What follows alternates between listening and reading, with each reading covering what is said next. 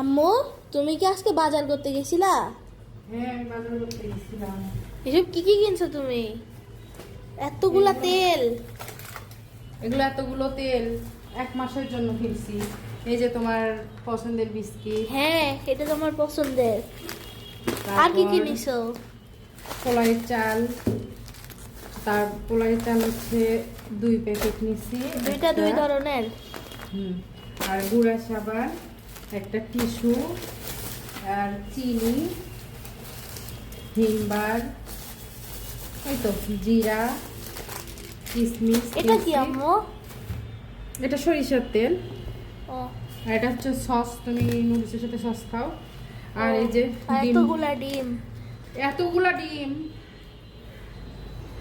ডিম তো বাসায় সবসময় লাগেই।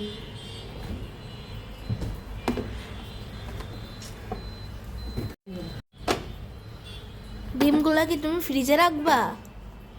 হ্যাঁ, ফ্রিজে রাখি, সমস্যা নেই।